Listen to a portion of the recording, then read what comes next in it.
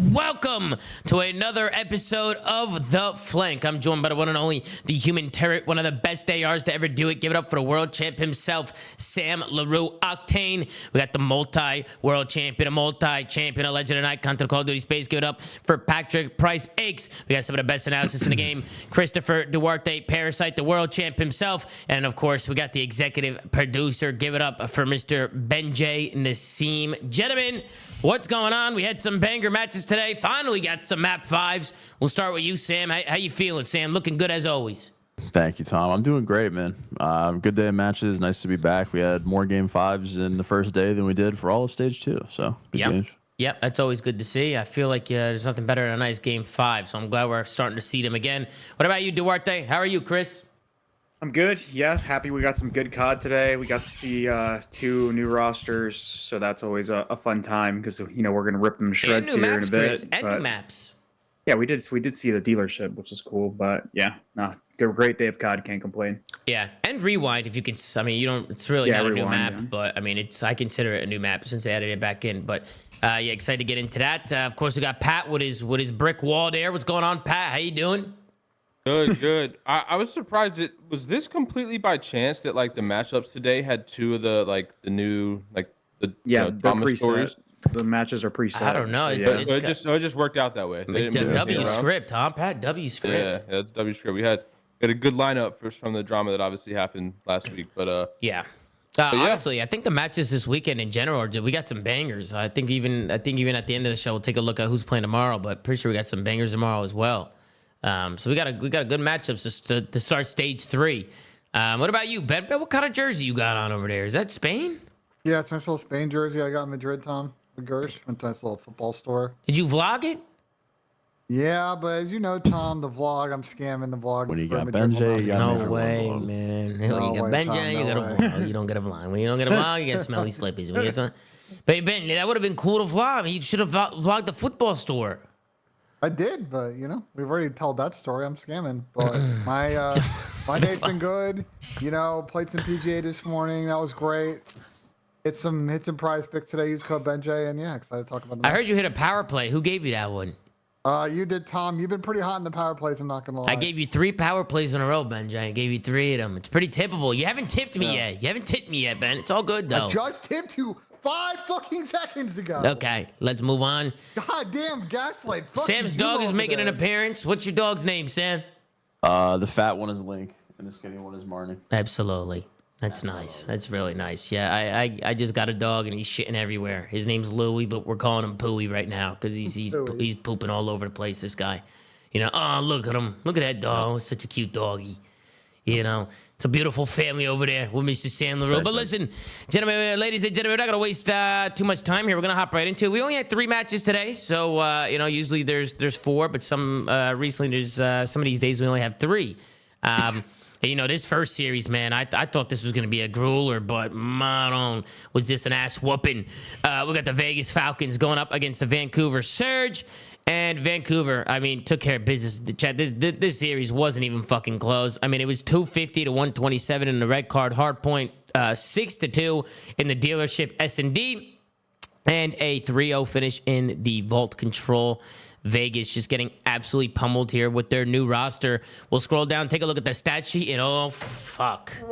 That's not what you want to see with a new roster coming into it. Granted, they did play a really good team today, but I think you would want to see them shoot better than this. We got a .57 from R-Cities, a .98 from XNID, a .81 from Pred, and a .62 from Priesta.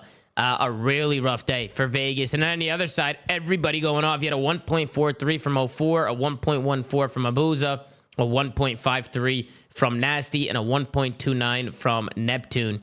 Everybody pulling weight in the damage department. We'll take a look at that match MVP. It's going to be Sam LaRue's fantasy player, Nasty, with a 1.22 in hardpoint, a 3.5 in search, and a 1.82 in control. Sam, he's popping off. He's going crazy for you. That's why I picked him, man. Totally didn't hate the pick at the time, and he's totally just frying already, so it's great. Nasty's really turned up from prior years, right? I feel like Nasty's really never been like he's always been a solid player, but I feel like he's really stepped into another level for him. I would say. Would you guys agree? He's always with had that? a good era. I think the plays that he makes are always correct, but he hasn't really had crazy takeover pop off. we saw like the tail end of last year at EWC, and then this year obviously he's been fucking insane. Yeah, I think he was just in that shit London situation. Everybody was just kind of playing for their jobs, and like I thought at times he was good for Thieves. Just it kind of kicked into gear at the end, and he's been frying the last like 5-10 matches. Yeah, I mean, we'll start with you, Pat, and we'll work our way down. But Pat, what'd you think of the new Vegas Falcons today? Did they impress you? No, this was horrible. Okay. Yeah, I mean, dude, like, I feel bad for Exnit at this point. This guy, finally gets 3 different names other than the squad that he had, and he's still like, yo, can I get some help? I mean, this was a really poor showing on Alec's behalf. Like, well, I'll just run down all of them. Like, Alec, obviously, this is do or die for him, right? I don't expect him to get another shot outside of this one ever again if this one goes poorly. So he doesn't really have the margin of error to come in and get shit on. Granted, yeah, they're playing a decent team, but I mean, I just expected more. And that goes for a lot of the guys coming out of challengers, mainly the ones who have had chances before, and you're getting another chance that especially after frying down there. Lower series out of Pred as well. Like, I picked Pred in fantasy. I thought I was expecting Pred to come in and low-key just kill horror on this team. Like, just get a lot of kills because of the talent he would be surrounded by. And then P-Dog, I mean, look, I've talked about this. I think P-Dog's time is done. This was an insane pickup. He obviously, again, a 0.6. Like, it's not nothing new. It's just proving what we already know. So, yeah, they got slammed. And then obviously on the other side, Surge just played great. I am surprised, though, I will say. I think I watched 04's interview. This guy had a pretty poor Major 2 online qualifiers. Like, cause I think I had him on fantasy, and I was like, dude, this guy can't get me any points.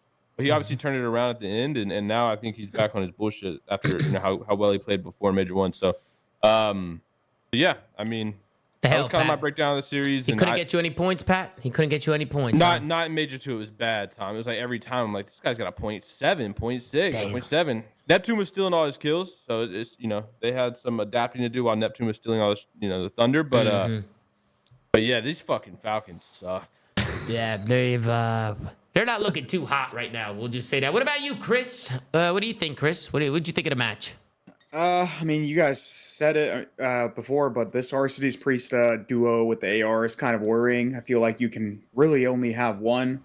Arcides and Preston, throughout the history of their careers, they're good like backline players, like support players, but they're not like heavy slayers. So if you don't have like a heavy slayer in that role with them, they're going to struggle even more. And yeah, this team's just not going to work out with them as a duo. There was rumors of them signing other players, which I would have much rather see, but ultimately they went with this one. We already talked about how dog shit this pickup was, or these pickups were. So yeah, I mean, I was not impressed. Exnid, he did what he could. Fred, he played okay. The rest of them, both Arcides and Priesta, yeah, they got slammed. And then on the Surge side, I mean, continuing their dominance that they've had throughout the last couple of qualifiers, they just look like they've hit another gear. At one point, we talked about them being one of, if not the worst team in the league, and then they pick up Neptune, and they're basically, in the top 3 conversation, and they look to keep going. I mean, they're not slowing down. Duarte, quick question for you. Sorry, they don't want me blowing my vape in a mic. They were yelling at me for that in the comments. Who were the other options for Vegas Falcons that you much rather have seen? Well, I think Proloot was on the board. I would have rather had Proloot there just to, give him another chance here. Obviously, will that move the needle? I have no idea, but there's other players out there that are heavy slaying ARs that might have had a better showing. You had Dylan Rex. You've had even like Brack, who's earned his opportunity there. He's been frying. There's tons of ARs out there. This is the game where the AR gap is kind of insane when you look at like the top teams and just anybody in the league. And a lot of these teams are feeding for him. So recycling players that are already been proven to be mid to a degree is probably not the best option, especially with Priesta, with how long his stint in the league has been. And he's been on so many teams, and now he's pretty much just at a point where, I mean, we said it before, he hasn't won a series on land since like Modern Warfare 2, or I think it was. So, yeah, I don't like the pickup. They had opportunities to take other risks, and they tried to play a safe bet. But even then, can you really call it a safe bet when this guy's not been performing, not been winning games? Yeah, it is a safe bet. The under. Yeah. basically. All Go ahead, right, Sam. We'll go to you. I mean, Sam, what are your thoughts on the series here? I mean, Vegas Falcons continue to struggle no matter what roster they're putting out there. What are your thoughts? I mean, you guys kind of flamed him enough, I think. Yeah, I don't know if there's anything constructive I can add to this. No, not enough, Sam. Give us a little more. I mean, you could look at the scoreboard and tell me they didn't make a roster change, and I would have believed you. Mm-hmm. So, I mean, that kind of is the whole series here. I mean, Exton's still the best player in the game or on his team. He's probably looking left and right. He was smiling before the series ended, and he looked like he was in hell before it started, and hell when it ended. I don't know, man. Yeah, I don't know how that's possible. It's been really rough. I mean, even a red card hard point, like as mixy as that map is, to get like nearly 100-point club there, like it was bad. They had a strong start too, so it must have been really bad after that strong start because they just couldn't get any points.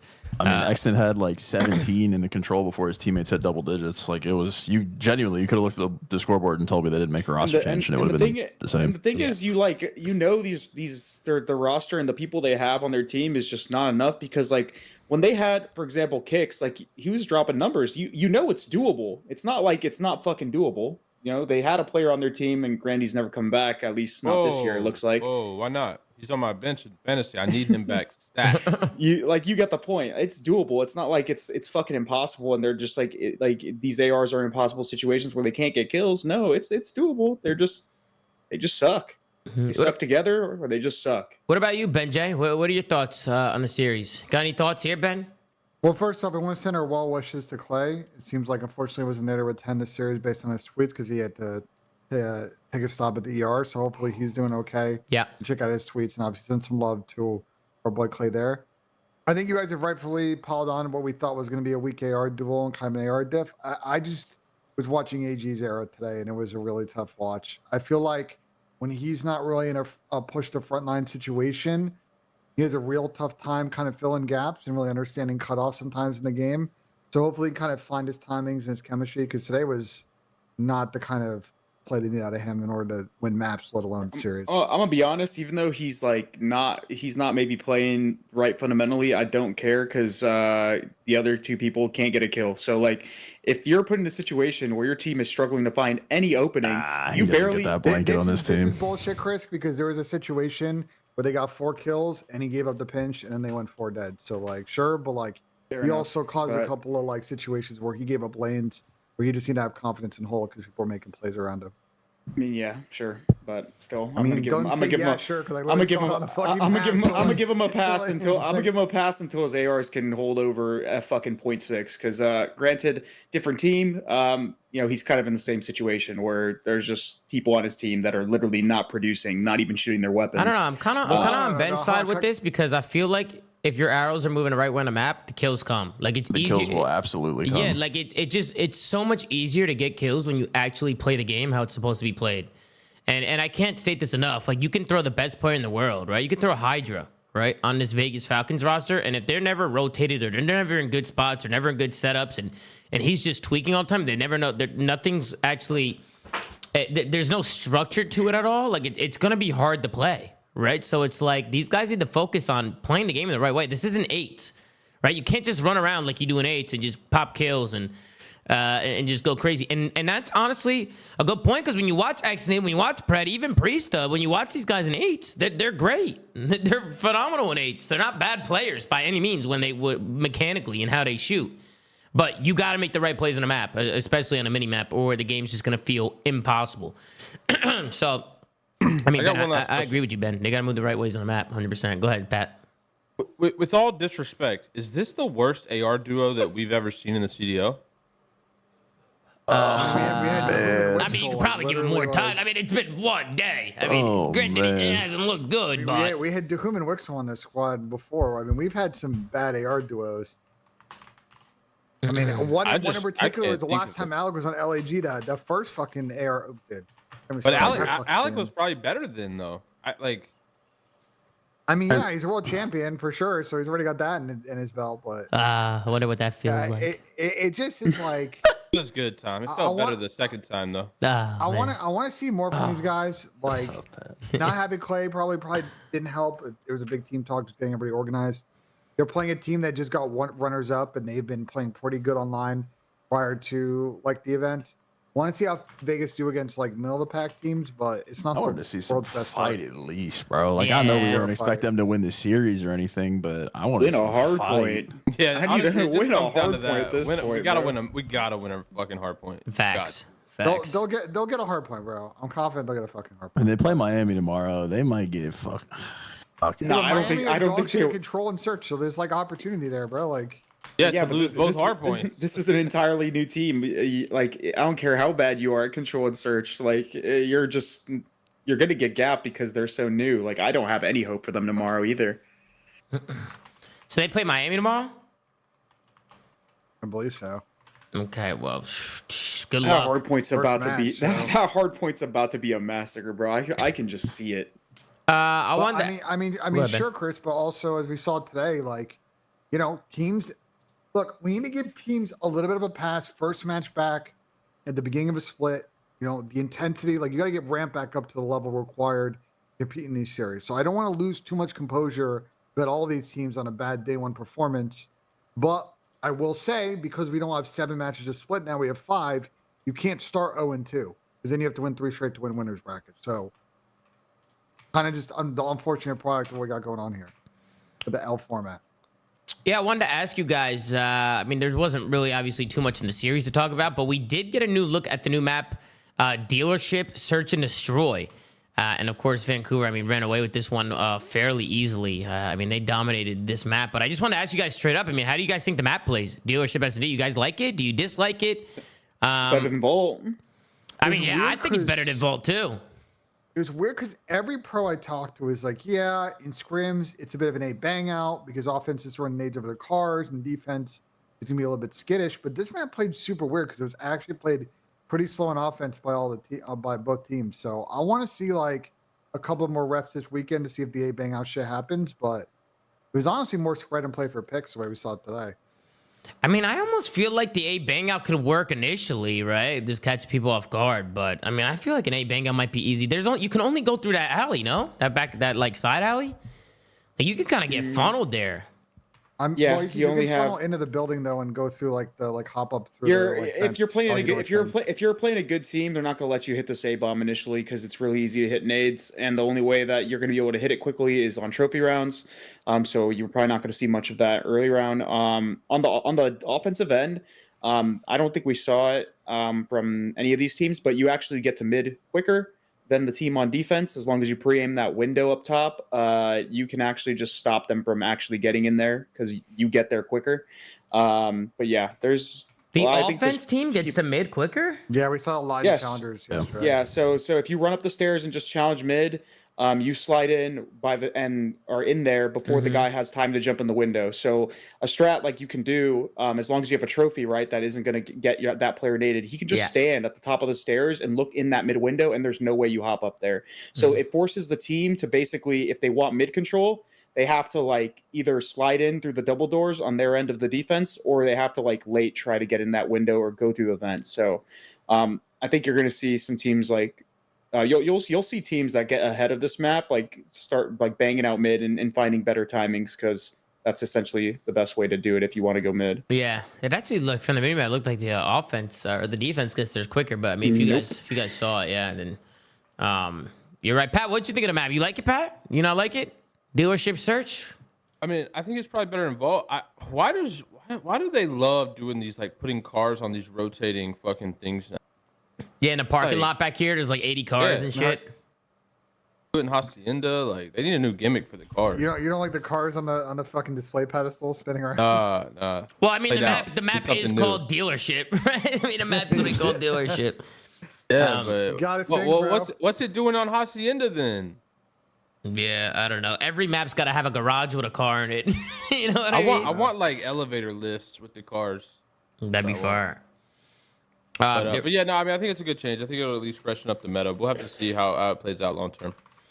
Yeah, there was. I feel like this B bomb site is pretty interesting. I feel like the way people were playing it was. You got that little vent by the B bomb site as well that people are gonna be playing. It kind of like connects through mid map, so you got like some little lanes. You mean A side? Yes, A side. Sorry, good call, Ben. Okay. A side. And then I just like the little. It feels like a 3-lane map to me, with then just like some like side cuts, like the window mid map to B, and then of course the vent to A, right? So I kind of like how the map plays. Like it's pretty balanced. What about Hardpoint? You guys ever play dealership at Hardpoint? It's It just is 8 subs. Yeah, 8 subs. And the reason why it's not played so on the reverse end in HP, you actually don't beat them to mid. So the team that spawns at the top of the map where the defensive team gets to mid first. So they essentially, it's like a good side and a bad side. But like the good side is very drastic. You actually have to try to just all go around and like insta-flip them. Otherwise, you're just going to get funneled. So it's kind of the opposite.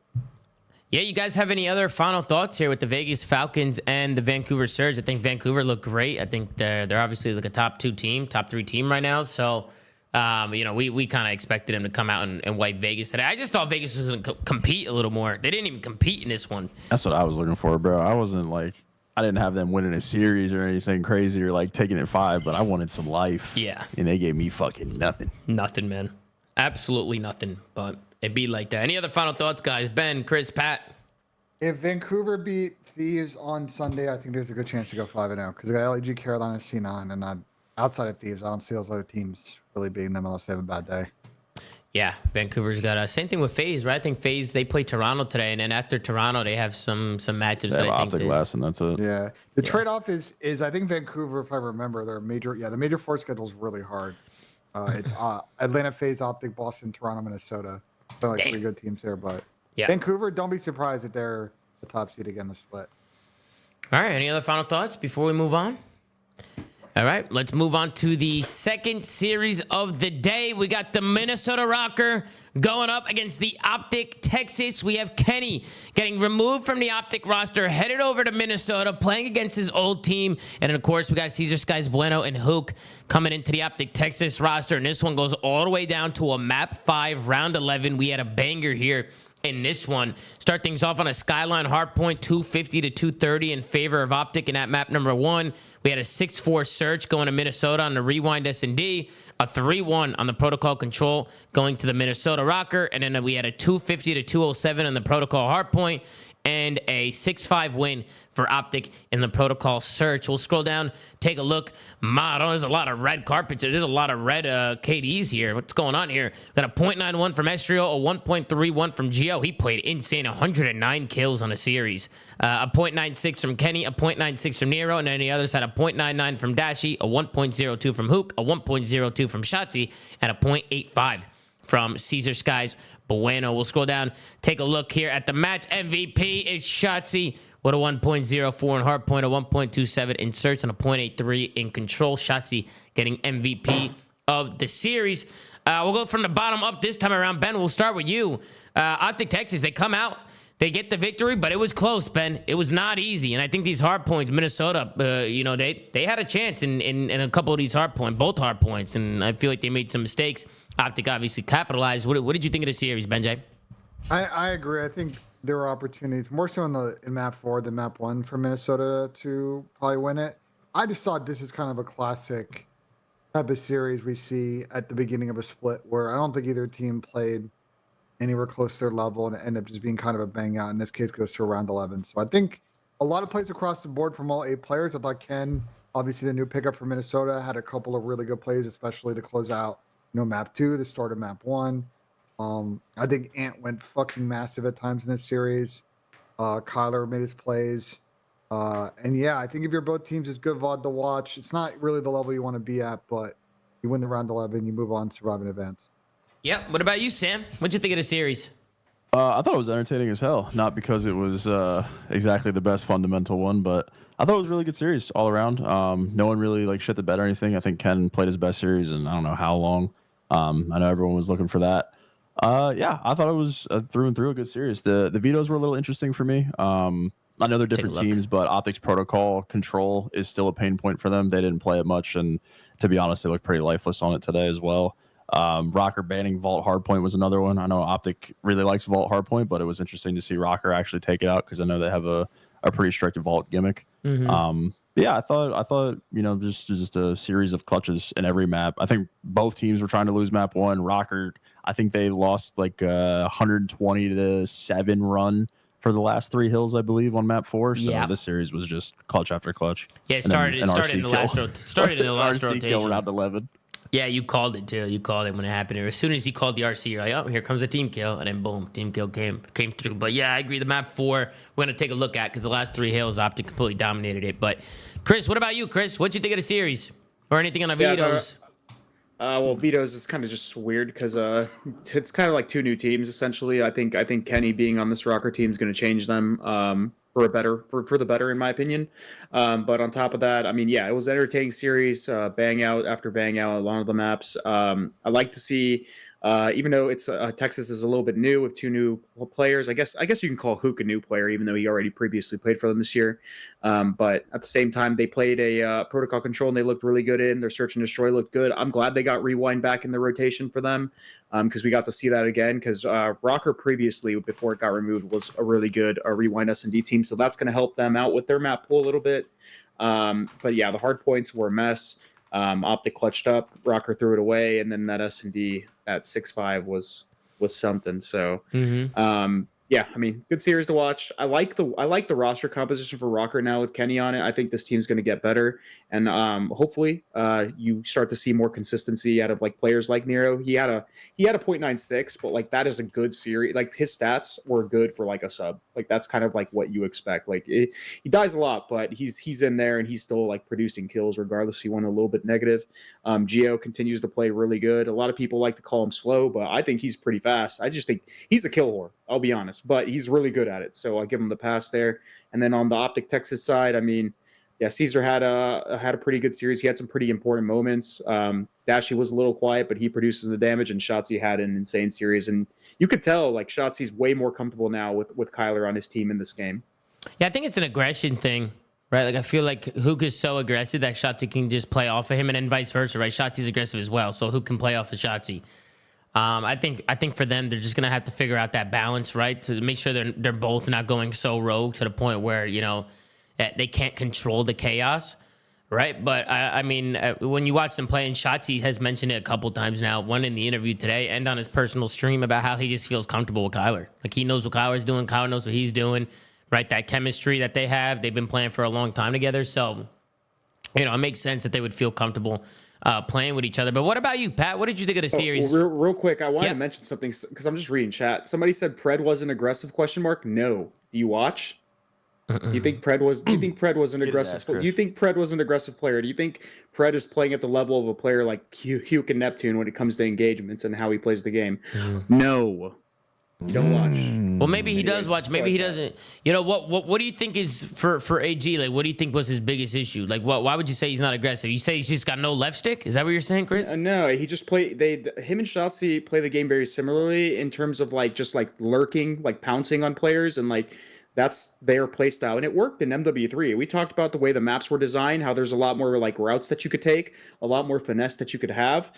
These games are a lot more straightforward in terms of like how you play things, and if you're just constantly like ratting, it's just not going to work. Like you're just going to be seen as like, quote unquote, this was something that players like to say, playing for checkouts, and it doesn't really work too well in this game. You need that player that's going to run in, be selfless, create space, and put pressure on the other team to make them uncomfortable and stagger their pushes. And players like Hook, players like Neptune, even players like Nero when they're playing well, those are the types of players. Joe Deceives, even Kleenex at times. Like that's how you play this game. Fred was not doing that, and Shotzi wasn't either. Like they were just uncomfortable. They didn't know how to play together on this game, and that's ultimately why that team failed. What about you, Pat? What'd you think of the series? Damn, bro. Chris just wrote us a 10-page dissertation about this series. I thought it was interesting. Could you imagine if ROKKR won this though?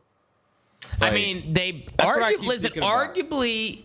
I mean, there's a world they win all 5 of these maps. Yeah, arguably they could have if they clutched up some of these moments in the hard point, right? I mean, it was a great series, but they definitely could have won the series, Pat, for sure. But I mean, for me, especially after hearing how dominant Optic has been in their scrims, this was surprising. Like I was truly expecting Optic to come in and just 3-0 take care of business. Well, they've had some pretty bad days too, though. At the same have time, because I must have only seen their good days. They had a bad day versus LIT, and they had a bad day versus Toronto. And to be fair, we haven't heard anything about ROKKR in their practice, so we don't obviously really know how to gauge them.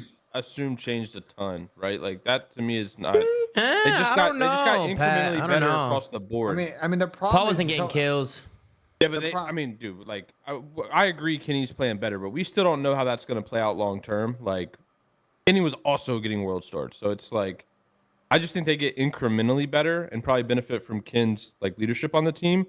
But until I see more, like I'm assuming they just get very, better across the board just a little bit for now. That was my assumption. The one thing I hope Ken can fix when you look at these 3 players in Minnesota is they're all talented, but go think and look back on all the teams they've been in historically over the last 2-3 years.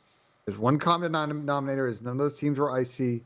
None of those teams clutched up in game 5s. That's why a lot of times those teams got dead last or top 8 in tournaments. So hopefully Ken can come in and fix this issue. And so when they get in a series like this, they actually close out and win them and get those upsets instead of. I think it's really hard for one person to fix that kind of issue, and I would argue probably damn near impossible. That comes to all the players, but overall, I mean, obviously it was a really fucking close series.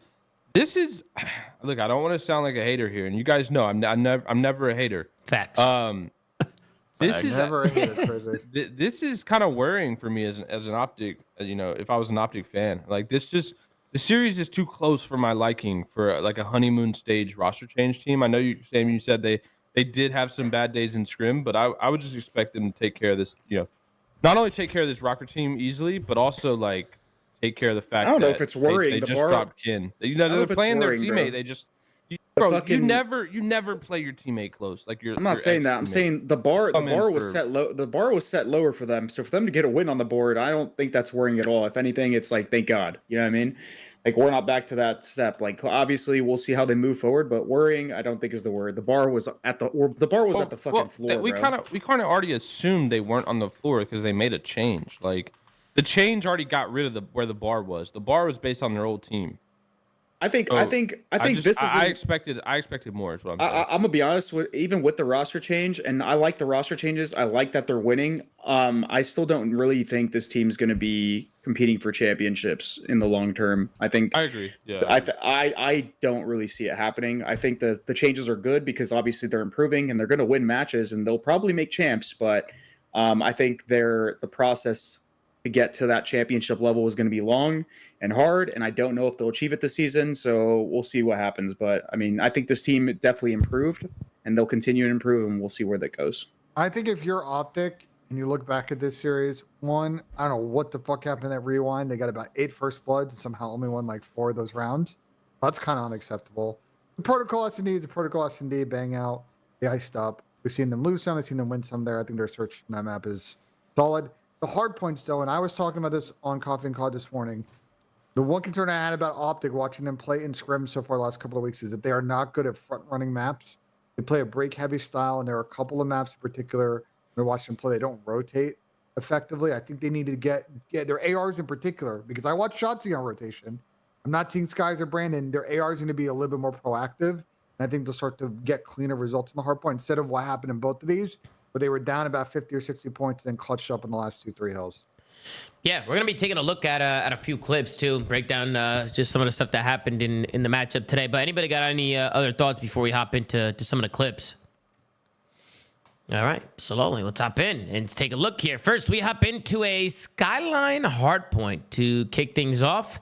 And I want to talk about these P3s to P4s because, yet again, Optic having a hard time holding this rotation. And it starts first with Caesar. He goes down bedroom. I was just a little confused with Hook here as to why he didn't pick up a little better, especially after Skies died mid-map.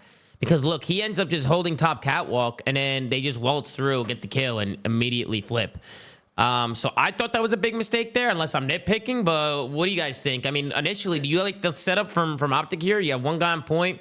You have one guy kind of playing tight. That's going to be Bruce behind him. Kind of, I guess they'll just kind of help mid in front, wherever they're coming from, based on the info.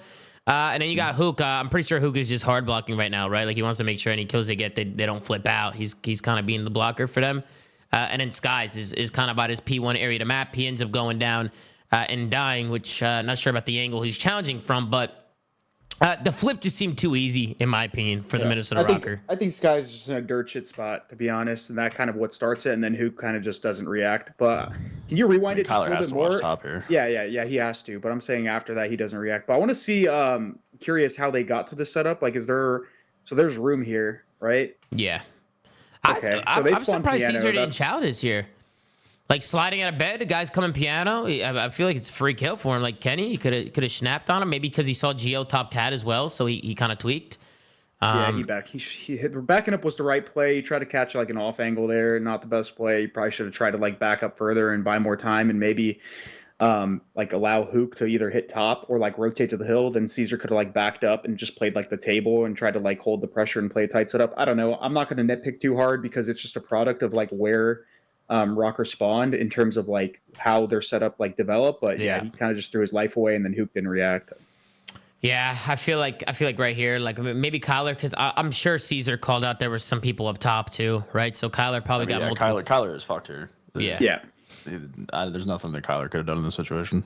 Yeah, He could it's have also turned and kind killed of that guy, but like if they hit top and shoot Kyler, also- I mean, it's Sam, here's the thing, right, conversation. Sam? Like a clean 4 dead, right? Like right here, clean, right? That's as clean as it gets. I mean, what should Optic be doing here on the map? Like where should they be going? I think they took the right challenges. I think it's just what Chris said. It's the product of ROKKR spawn that caught Caesar out. He couldn't get out bottom bed without dying, so he had to back up, and then he's just in a shit spot, so they ISO him. And then once he dies, Kyler has to hold top because they saw this guy cross top. Also, it's crazy. It's like this, like the small things in this game will literally like fuck you over. For example, like you'll see all of ROKKR spawned at the top of the piano, so they spawn really close to like hitting that mid cut.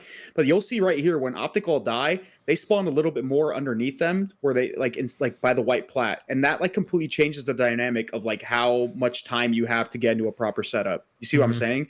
So that like even further especially fucks on them over. Skyline, right? Because Skyline, the game's just Yeah. moving so quick. Like you could get as soon as you die, you could kind of get back into the play like pretty Like quickly. rather than spawning piano here, right? They spawn like right under the white stairs, so like that makes it like so they're just going to be slower to mid. Whereas if they got a similar spawn to ROKKR and spawned by that piano, they might have been able to catch ROKKR slipping just how they got caught slipping on that rotation. It's actually kind of crazy how that works. Yeah.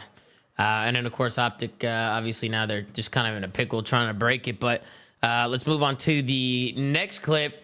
Then we go into another moment here in the Skyline. This is actually a P2 here where I thought Optic should have got a bigger hold here. Like I'll even rewind this and kind of let it play out a little bit just so you can kind of see it. I just felt like Optic was getting so many kills and they just couldn't get time. And then I think they ended up getting broke anyway. But you can see Optic in the kill feed, right? Shotzzy finds 2, Skies finds 1. Nero makes a big heads-up play here. I think Nero was the one just kind of being the thorn in their side there. But Who runs off the hill to start the clip? here, let me wind it back a little bit more because they get even more kills here. So with 10 seconds left at all, look how many kills Optic gets here. Because you see Kenny. I mean, I think it's just maybe players from Minnesota just going big. First with Kenny there with the 2-piece. And then after this, another wave comes in from Optic. You get 1 from Shotzzy, 1 from Hook. And then you have Estriel, which they shot him. So look at the mini map here. They shot him here. I just think they got to kill Estriel like faster. They got to try and get him out of here. But Estriel makes a good play. He's able to find 1. He's able to buy some time. Almost finds a second one there. And again, Optic, they're just not really playing time, right? They're kind of just playing around the time. I mean, 15 seconds has already gone by on P2, and Optic hasn't gotten a single point yet. And then Nero, again, just able to be a thorn in their side, able to find a couple kills there. And then as the kills go down, Minnesota ROKKR, they're the ones who get the break, and they're the ones who get into this hard point and start locking down some time. So, to be honest, I don't really think them not getting time was the biggest issue because they were just chasing down players that were lurking and essentially trying to make a play, and they just got finessed. I think maybe the only person you could have really nitpicked there was that guy that Estriel killed because he sat in that corner. He should have just sat in time and let Estriel like sit there and like have somebody else play for it because he has to either come back to you or he's going to run into your teammate. Him chasing, obviously the guy's playing a fucking ratty corner and he gets a free kill, but he doesn't need to chase that. Like that, there's too many people chasing it when somebody could have easily played in the hill. And the thing is, a lot of people don't understand is by being in the hill, you are essentially to a degree a bait, right? You are a player that the enemy team is going to react on. So if the hill is white, that's going to signal to ROKKR that their entire team is just playing kills. So they are like they can play around that. But if you're sitting in the hill, like they're going to feel way more pressure to like go and kill you first before doing anything else. Like him chasing this kill like is just so unnecessary. I'm actually surprised that he didn't that they didn't corner check this year. Because that's true. I mean, he picks a good little corner there, and I honestly thought he had 2 I'm not there. gonna lie, I completely disagree with everything that Chris just said. Go ahead, Sam. Go ahead, counter argue that. You always kill the last guy in every situation possible. You never let someone live, especially in a situation of rotation like that. The problem, you have to fly at that guy and kill him. They didn't check the corner. Well, yeah, they didn't check the corner, but the problem is when you do that sometimes, like you're falling into like what they want you to do. Like there's times where yes, that is the play, but when he gets It's out, always the play in gone, every situation. In this game, it is a. And there's never a situation where you should let this guy I don't know live about. ever. We can disagree. We can agree. No Disagree, wonder but Chris is on console. Replay. There My is goodness. never a world in which Astro should I ever don't know live what here. console rig play has to do with anything. I don't mean, know. you can, that's fine. You just I mean, can't handle with the big dogs. Make it Oh plays yeah, like for that. sure. Maybe not the guy staring at me through Maybe all the walls. big That's dogs. on me. Yeah, I actually saw that. What's going on over there on console, Chris? Is people cheating on console and aim locking and shit? What's going on over there? Oh yeah, I exposed the guy that has aim lock on console. He's only one person I've seen with it, but yeah, I exposed his ass. How's that Hopefully even he gets possible? banned. How the fuck does he have aim lock on console? That happened like the day after we talked about it, not like never happening either. Yeah, We talked about, like, last I've one only comes in. found Yeah, we I've did. only found one. I've only found one, but it's not looking good for COD and rank, dude. Are there Fucking- modded, like, you know how like there used to be JTAG Xboxes on like the 360 and stuff? Is that like possible on the new gen consoles? I've heard that you can jailbreak or like what JTAG a console idea. and like get stuff, or like you have to get like a dev kit, like a PS5 dev kit, which is like impossible to find. So it's hard. But I have one. They're it's definitely fucking huge, by the it's way. definitely out there, man. It's definitely out there. Just get back into the clips here. Then we get into another P3 to P4, where Optic again. I'm pretty sure they get flipped out here. You can kind of see here on the scoreboard, Optic starting to mount a comeback a little bit here. They were down by about 40 points, and it was actually Estriel who just waltzes through mid-map. And now you can see Optic, they get these spawns. They get the split spawns. It's good plays from Kenny to get aggressive here through the middle of the map, because he's able to find 2 and flip these out. But I think the biggest thing was just Estriel waltzing through mid. He actually takes an underground route. He takes an underground route. And now, Sam, you mentioned it in the watch party. You actually, Sam, you said that you hate when people cut back if they're going underground. Granted, it did end up working for them here, but I think that's also because Estriel just found 2, and Kenny also found 2, right? Like after the fact. So, Sam, why would you rather see players go all the way around rather than cut back like this? Because I know you were talking about it. The route takes so much more time when you could just like hit catwalk and drop mid. It's the same route, except it takes more time. And the reason you go underground is to try to flip the spawn. So like, Right. granted, this play worked because you got a 2-piece, and every play works when you get a 2-piece. But yeah, playing for the spawn after you hit underground is usually the correct play there. Like we've seen a couple of times this year where players will hit underground, go front bed, and just like hit you with their teammates, even though it's why did you go underground to begin with? You know what I mean? Yeah. It just Estriel makes wastes a more great. time. Estriel makes a great play as well, like sliding through and not challenging the guy on time. You can see how he plays it. Like instead of challenging the guy on time, he slides through the cut and kills the guy on the backside first, and then the guy on time is just completely chalked. Right? I think Can you Estriel. back up like a little bit? Like, Yeah. Like as he's underground, basically. Yeah, I got you. So this is him underground now as he's coming up. He just came through underground here. And I think he tried to play for a kill P1 first. It was Hook going rogue piano, which we see a lot of people now in this P3 hill pushing out piano and going fucking rogue. You got to make sure you're hard blocking when you're doing that, because people keep doing that. And I know Shotzi likes to make that play too. So both of them. What are you looking at there, Sam? What were you looking at I was there? just seeing what like what Optic was holding and like how Estriel was able to get through mid. Just like I mean, Kyler being pushed out and like how the only everyone re- It reacted. looked like they had it. It looked like the guy in hill had it. Number 3. The only nitpick you could have had right there was whoever was playing the back block in the spawn. If he would have just like scooted over and played near the table, he could have seen Estriel hitting this route. So they Yeah. could have had a better. They could have had a call out because he was hanging back a little bit more to the left, and if he was a little bit more to the right, he could see the underground run out. So Yeah, I mean, there's so much to look for back there, though, if you're Bruce. Like, you have top cat, you have Yeah. outer right, you have bedroom, you have underground. Like, he's just probably trying to stay alive back there because there's so much to watch. Also, if you're gonna do this setup, I'd much rather you don't push out piano and you push out front grill. And if your guy's hard blocking, you just play a line, because the guy in hill can watch his mid, and then the guy that's pushed out grill, he's playing exits off of old and spawning the piano, while the guy in the back is blocking and basically watching the flank. Because if you're holding this setup like this, where like Shotzi's in that chimney, the guy on hill can't do anything comfortably because he can just get shot in the back from the grill side, and that's what like eventually also causes them to get broken. Hold on. Because Back up for a second. Yep. Let's process the information that Brandon has. They have two guys watching like inner and outer like grill. The only way they can come is middle, and Brandon doesn't even look in that direction. He's looking at him. We're cool with that on that play. Like We're cool with that. Wait, Am what? I faded? Like, Well, he has. Well, the thing is, Ben, is We let that rock. the problem that's is what I'm saying. Like, the problem is with Bruce is he also has to block though. 100%. So he plays passive there. He probably stays alive, but he also. Ben, you are hilarious. He said, "Are we I'm cool just with like- that?" I'm just like. So watching in this play what through. situation do you want him to pick up mid, Ben? Where do you want him to pick up mid here? I mean, I'm just Because saying he the has only to way they back can up. come He from has is to you. back up. He has No, to block. 100% he's got to block the spawn. That's not what I'm saying. Okay. What I'm saying is that nobody from Minnesota is hitting the front of the hill, and nor does he get any call-outs anyone sitting in the front of the hill because they don't fucking see anybody. And Caesar see absolutely fucking nobody for about 15 seconds here. Well, he's splitting his screen here, trying to watch top and the Yeah, deep right. 100% he's peeping top. The only way they can come from in this situation is fucking you. Like, am I faded? Like, it's a one area that he should watch. Like, why? I guess now he's trying Well, they to play could have for...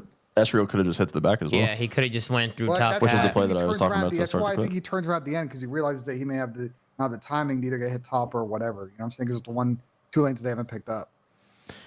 I'm gonna be honest. But This is a I tough think your situation. assessment of I Brett think this and is a him playing pretty back tough. table is probably right. I think it's a pretty tough situation for Bruce, to be honest with you. Yeah, he has to watch a He shit. has ton to of stuff. watch literally everything. He's got to watch they don't know. He doesn't know if they're coming deep, right? Underground, bedroom, top cat.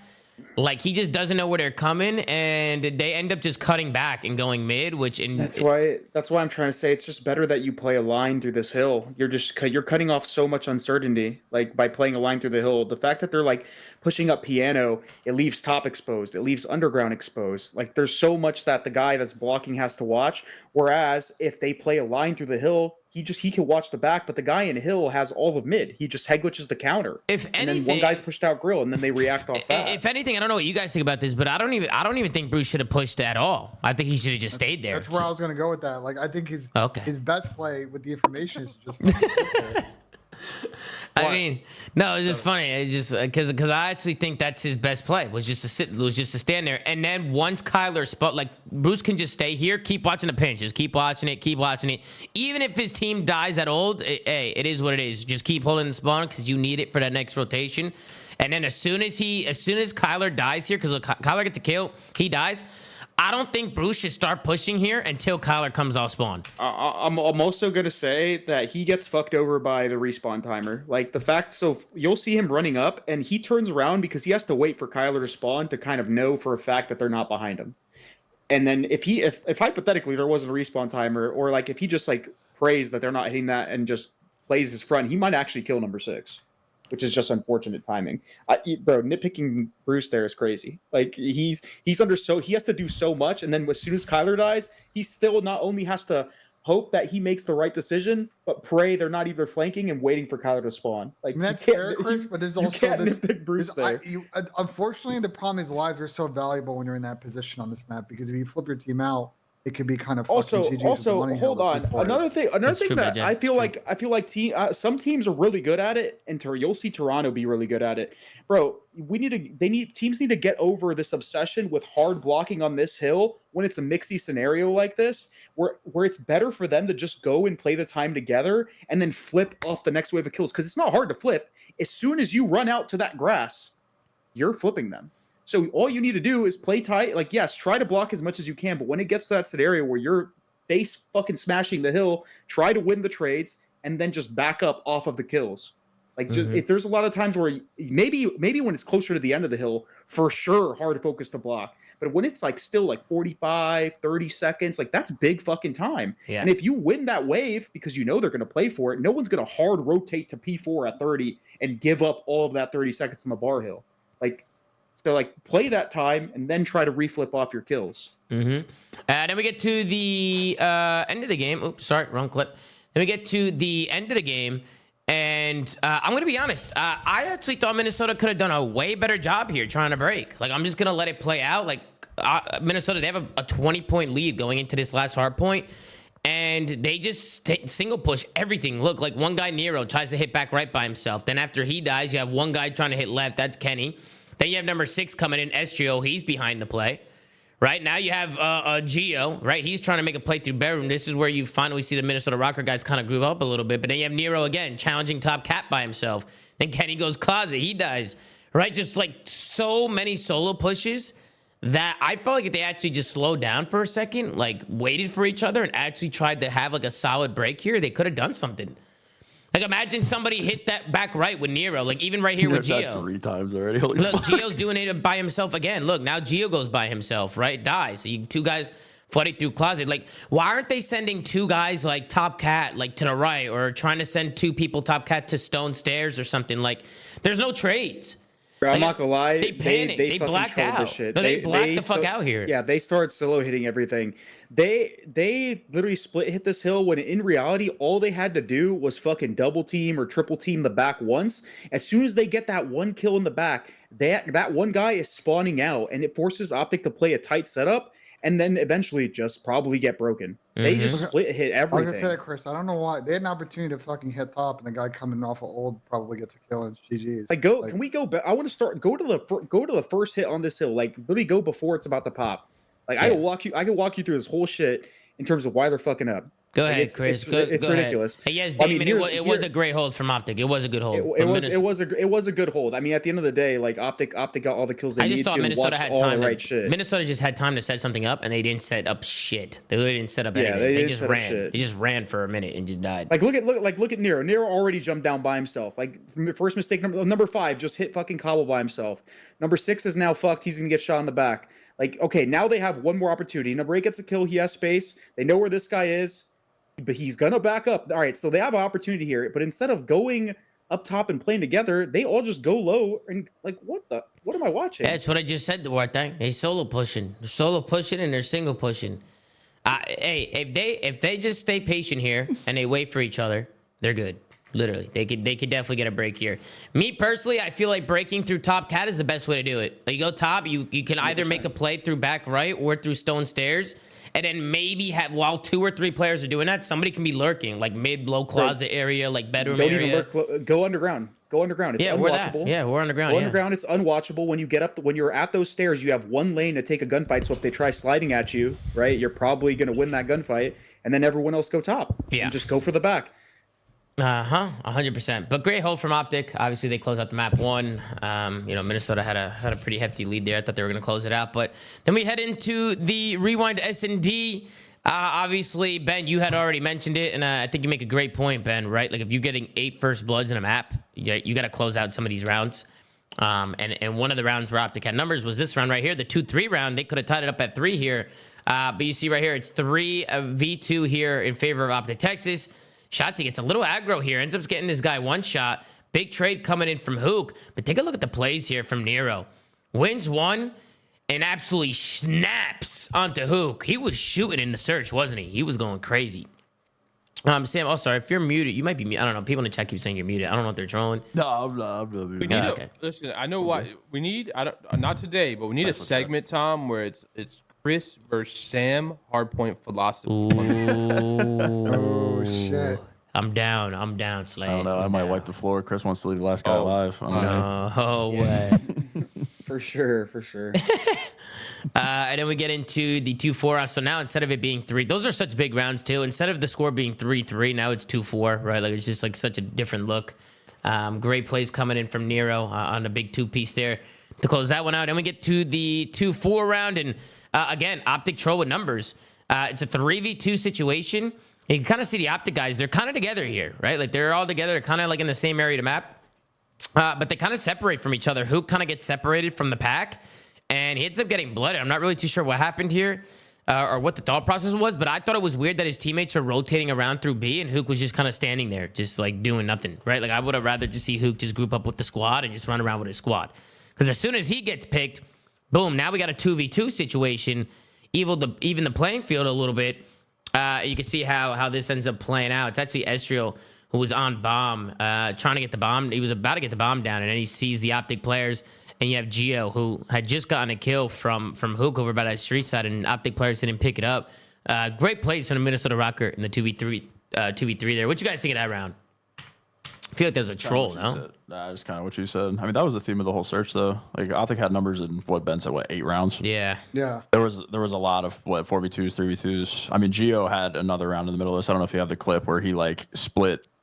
No, AO, but splits the D and then just like shoot. I think he shoots Brandon in the back off of the rotation. I'm gonna give credit to not beat up in the chat because he said just a stat. I don't know how accurate it is, but I'm gonna go ahead and say it. He said just a stat from today. Optic had 16 first bloods in 21 rounds of search. How many rounds they win? Damn. So they had another 8 first bloods in the last map. Is what you're saying? I mean, that's what the guy in chat said. Somebody can fact check that, but it seems pretty accurate because they were getting bloods. They were getting bloods. This is where we go to Benjay. Fact check that, Benjay, because you're never wrong. Optic had 8 first bloods in map 2, and they had 7 in map 5. Map 5.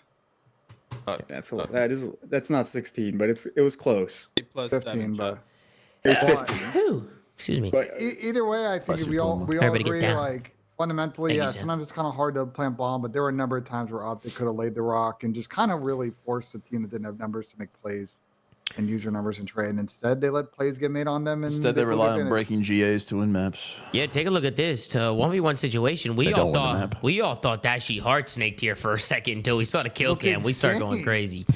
I mean, I can't believe you even got a hit mark. He got a hit marker on him right there. Dude, it looks fucking insane. Honestly, we might need to slow this down here and see how that looked on Gio's screen because it actually looked like Dashy wasn't even there. Like, it looked like Bruce didn't. He died from air. It looked like Gio died from air. No bullshit. It was clean. We ended up looking at the kill cam, and Dashy did not snake here. It was clean. But you can see how he played it. Right. Oh my! That is insane. That is crazy. Can we show it from his POV? Because I think Yeah, they went over. They show a kill cam. I saw this clip of the kill cam. Bro, I don't this understand is how crazy. this is what it looks like in third person. It's because the animations are shit. But on top of that, Brett, listen, Pat, I'm on the side with you. It's always the intent, bro. They actually knew he was pop-up glitching that shit for a kill. Oh yeah, but I mean, 100%. I mean, we can't police that. We can't police that. Nah, I mean that's legal. Damn, that's legal. That's clean. Bro, that is but hell. why is that third person like depiction of what he did look so fucking bad? It's X-ray cheese, bro. So what did he do? He slid He into just slides. He slides into a prone and then crouches. Yeah. He slides into it and then crouches after, and it looks insane. So that first thing was the first thing he did was a pump. Slides. The second one he just uncrouched. He just uncrouched. He just crouched. He slides into a prone, and then he goes into a crouch. That's a pump, and then he crouches, and then you know what's crazy? Wait, it looked like he went into crouch and then almost back into prone and then went stood back. up. Yeah, he did throw two Look, pumps. he goes down again. He went down again, so he definitely like that's one pump, and then the second. Yeah, he did throw 2 pumps. Bro. I'm not gonna lie to you. That's why the animal's like so like it looked like he went down twice. Oh, Tom, you might need to tweet out a Well, GIF, I mean, Tom. listen. That's the second. That's 2 pumps. Listen, I'm gonna be honest. In the school of ZooMaa, in the GA school of ZooMaa, that's legal. That's clean. 2 pumps is clean. But they changed the rules. Did they change the rules to 1? So Brandon's been practicing this. You saw how fast he did that He was second. snaking him yesterday or the other day. You see how fast he did the second one, bro? Yeah, the second one was so fast it actually in real time didn't look like it until I slowed it down. I guarantee, bro, the animation registered as a prone. That's why the animation looks so fucked because of how quickly he threw the pump. That's just, I mean. No, Gio's not even shooting. Look, Gio literally wasn't even shooting there. I can't believe Gio's challenging this, first of all. Gio's just standing there looking for a gunfight. Dashi got 3 shots into him. Look, Gio's just standing there. Look, 1, 2, 3. Bruce shoots 3 bullets before Gio even shoots. Before Gio even shoots his gun, which is kind of crazy. Because he's not even on his screen. He's on the screen. We saw what it looked like for Gio. He's getting shot by air. Listen, in my rule book, it's clean with the 2 pumps. I don't know what their fucking ruling is anymore with this snaking shit. That's on them. They're not going to enforce it anyway. Yeah, that's 2 pumps is not clean. It's only 1 pump, right, Tom? Yeah, it's 1 pump according to pros. No. I'm saying with my ruling. I need time for a reeval. There's new tech going on. No. I'm saying in my ruling when we first did this whole GA snaking shit was you're allowed 2 pumps. That's it. If you do any more than 2 pumps, you're done. Boom. But they were the ones who complained. Am I getting gaslit? Chad, is this correct or no? Wait, I'm so confused. That was the original. Was that not the original? But I thought we went to 1. Yeah, no.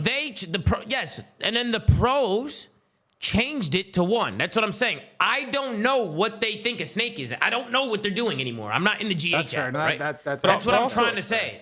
That's But fair. also, like, I don't care if this is legal or a snake or whatever. Can we just talk about how fucking insane it is that you're able to do this? Like, I feel like people are like, oh, that's totally valid. That you guys shouldn't complain. A guy is getting shot by a guy he can't see. That's fucking Yeah, I mean insane. the animation's been broken, and the weird thing is, like, I think Treyarch, or like, I remember them talking about like why the crouching was slow in this game. They buffed it in the last patch, but That isn't a skill diff. They Wait, made hold the on. That isn't a That is not a skill skill gap. diff. That is not a skill diff. That is not a skill issue. That is a broken element to the game. Ooh, slay. yeah, that is There's broken. no That is skill not a in doing that, issue. bro. It's just slay. Being able to make your fucking character be prone while you're able So to shoot a guy tough, Pat. is broken. That's not anything to do with skill. I Treyarch said- hate, bro. I hate how people think about video games now. Treyarch said that they nerfed. nerfed the crouching speed and why it's so slow to crouch up and down, in at least prior to this patch, because they wanted to combat snaking, but that's not how snaking works. It's not crouching up and down. It's just the animation transitions from laying down and like attempting to lay down so to let's getting ask up. you guys, do you think it's a snake? Yes or no? You guys think it's a snake? 100%. Yeah. Yeah, 100%. he slid behind the bomb and intentionally went prone twice, and then stood up in child. Yes. What about That you? is- I don't Yeah, care it- what rule it falls in, but Dashy knew what he was doing by sliding behind cover, going prone twice, and I child. ain't see shit. I'm blind, Greenwall.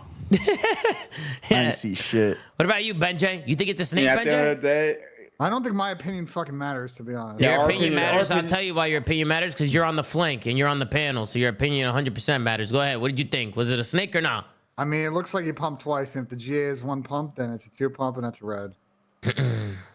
Yeah, it might be a wreck. Listen, from the problem is I stopped throwing cards because I don't know what the ruling is. And Sam, you're absolutely right. They don't enforce GAs anymore. So I literally matter. like I literally like don't like I don't want to waste my time trying to fucking help these morons with what they should be doing with the GAs when they don't even enforce shit anymore, right? Like people literally broke GAs and didn't even get punished for it, right? So it's like, dude, what's going on over there, right?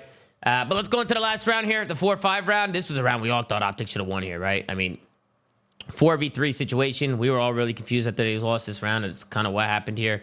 Hook ends up backing down here from the nade, but Shotzi gets the kill on the Nero. Now it's a 4v2. Skies ends up getting picked there. Kenny finds a big 2-piece here onto Ant. It was a big chow from Ant. I think Ant thought he had him dead to right there because he had him tagged up, but Kenny ends up getting the better of him there. And then after that, I mean, it's a 2v2 situation. I mean, that was an Optic troll, right? This is an Optic troll here. See, this was a situation where I think Optic should have sent this to around 11. Anything you would have seen differently here from Optic? Anything you would have wanted to see different maybe here? Maybe some of these chows? Maybe the Shotzi chow? Maybe Shotzi should have waited for somebody here? What do you guys think? I'm trying to watch it play out one more time. how the fuck did number 5 get to where he got like alive without being seen? I don't He know. kills Caesar. He runs up on Like, Caesar. can we go? Okay, that's what I'm saying though. Can we go back? That's what I was like, trying to real look quick? at. Caesar's trying to play in I like need a to see weird what number. angle. I need to see what number 5 did. I'm staring Number at this 5 mini waltzed map. through mid. He waltzed through mid and nobody saw him, literally. He just waltzed through the mid, right through mid doors or right he there got at mid gap. insane timing. Kyler was watching. Yeah, it, he got he nuts just timing. he just got Yeah, 10 insane minutes timing. before Then after that, they had an Ken opportunity found to the kill gap this guy. and got 2. Shit. Yeah, Kenny made the play. Kenny made the play there. Tough. And then I also think maybe a nitpick, but I think maybe if Ant just if somebody chows this with Ant, right? Kyler could have helped him. I I low-key think. don't know how Ant didn't kill him. He tagged him and then shot him again like 3 times after he slid out. I actually don't know how he didn't win that. Yeah, I'm surprised right here. He's got to be like 1 HP. I'm surprised right crazy. here, like Shotzi, he throws the shimmy, tags him up, right? I'm surprised right here he didn't just make the call to Kyle, right? I'm surprised Kyler didn't just come back and help him. Like one guy It one could guy have been container. wallbang shots, Tom or Ben or Sam. Sorry, Jesus. You'll get it. Nah, Don't worry. You'll get it right slowly.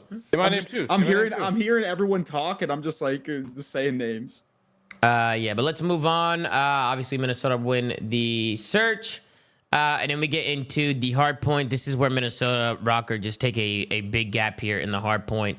Was here on the protocol, and it was just big plays coming in. Here, Kenny all by himself here on this rotation, trying to do everything he can. Finds a big fight there onto Caesar, and then it's Nero who comes into the play, finds 1, finds 2, finds 3. This was pretty much a tie game, back and forth game up until this moment. Once Minnesota ROKKR locked down this bunker hill, They get a full 60, and I mean, you could just take a look at the score up top. They run away with it here. We all know this is the money hill, and this is a perfect example as to why this is a money hill. It's just a very difficult hill to break, and Kenny and Nero were just all over the place here. Kenny whipped at the Jackal in this one as well, and Optic just couldn't get in. So big hold. I would ask you guys what Optic could do here for the break. I feel like there's different things you could do, but it is a very hard hill to break, right? So the biggest thing you can do is get here early and make sure Minnesota can't do this, right? Make sure they can't. Your best opportunities, I'll give them to you right now, is you either send one guy zip to try to like work a stun nade on the guy down there watching it, or you just hit the big door and spiral. And your goal when you do that is to, first off, most teams will have a guy pushing a spiral, so you have to kill him. And then secondly, you have to slide through that gap and get in the corner where you can shoot the guy off the computer. And then if you shoot that guy off the computer or distract him, your teammates can run in big door. But if you don't kill this guy off the computer, you're not getting in. That's really how you do it. It was actually only shots. I mean, we can rewind this a little bit. There might have been a situation where more players could have been down there with Ant, right? I mean, it's obviously we'll kind of play it out from here, but kind of see there's 20 seconds left to go, right? Minnesota ROKKR, they're still kind of pushing this old hill, right? Estro, he makes the play. He ends up getting traded out by Ant, right? A few kills go down. Kenny's trying to make the play now. Boom, he ends up finding one. That was a big win from Kenny, too. He almost won another one here. Oh, no, he does win another one there. That's probably what slowed down Optic's push. That's a big two-piece from Kenny there. Yeah, but why is Connor reflooding hill? He was side and saw nobody middle. Shouldn't you just take off and just go? And they lose the hill, so be it. At least try to go down zip and rotate. You're trying to say that Collar should just pinch there, you're saying? Just hit the mid? Collar just pinch and just fucking go instead of reflooding back the hill.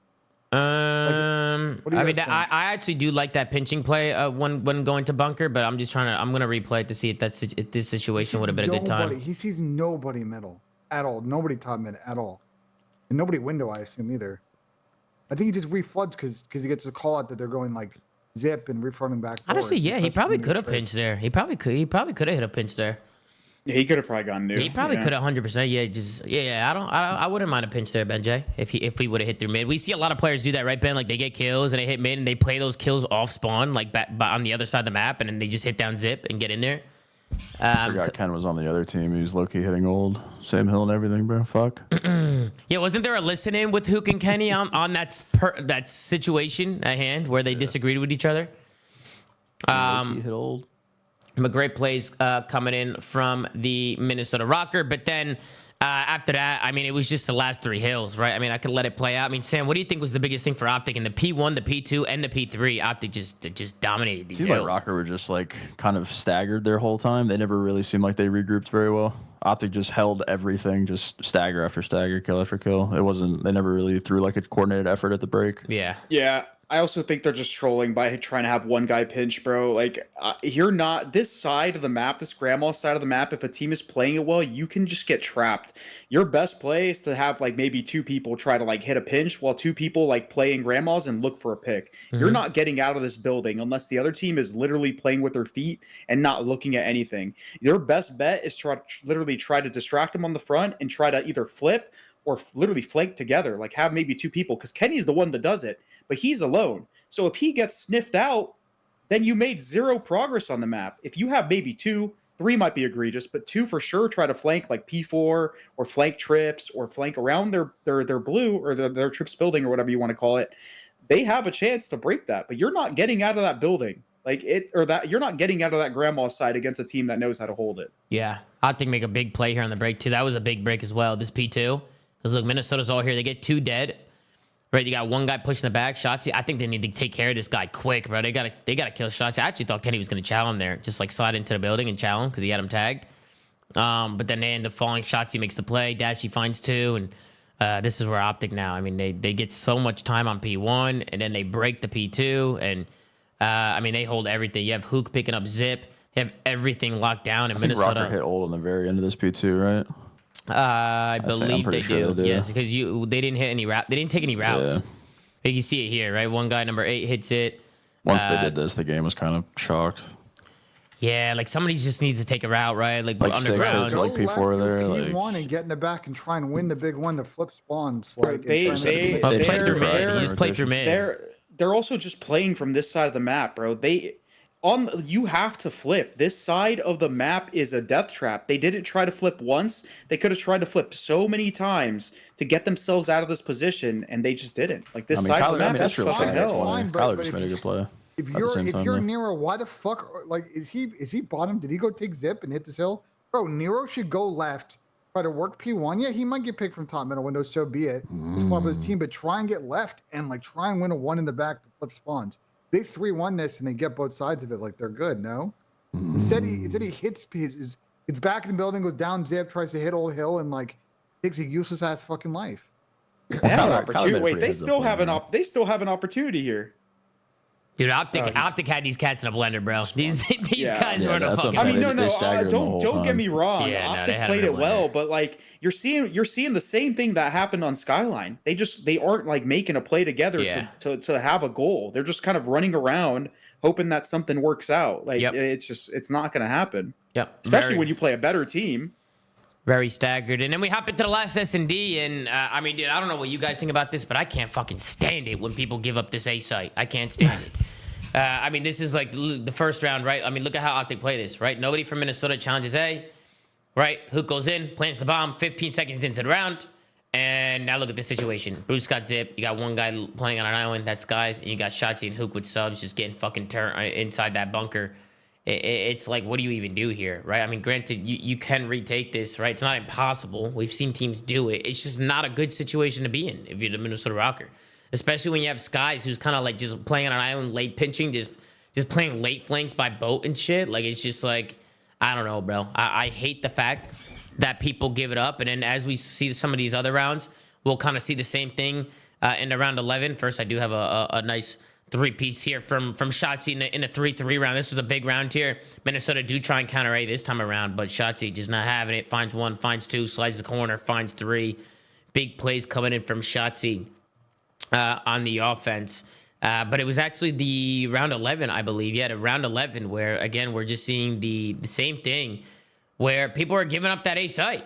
Again, Minnesota going back to that day one strat, I guess, where they're just kind of like holding boat instead of just hitting. Like, bro, somebody just look over him, P2, get in there. Like, I think they need to get into bunker here. And then Sam, they called a car, right? You knew what was happening as soon as he called it. Which again, terrible spot, I think, for SU to call a car. I mean, Kenny's down there. It was just a miscommunication. It seemed like Ken jumped down like as Estriel was carring. I think they just had to be a little bit more clear about the game plan there. Yeah. Because if you car anywhere near your teammates in this game, you are fucked. Yeah. So. Am I faded for hating playing for a retake on his A site? Like do teams no. Is that? I don't mind it first round. So the one thing I was gonna say, because the first time you went around, it was the first round. If they hypothetically save all their grenades and their stuns, they can retake this. Yeah, with no trophies, that's fair. That's fair. With no trophies, you can retake, right? But every other round, kind of chalk. Not the best play. Also, people were saying 3 trophies here, but I mean, Shotzi literally doesn't have a trophy on it, and neither does Hook. So, I mean, I'm gonna be honest. I don't know how the hell there's 2 trophies. Caesar probably got it with a plant. Is that what happened? So he got 2 it had to be Caesar getting score off the plant or something like that. Because no way Bruce passively got it after throwing it that quick. You don't get it in 10 seconds. You'll see 1 trophy fly in. So you'll see the round play out, right? You see 2 trophies here, right? So you got 2 trophies. Kyler plants. Never mind.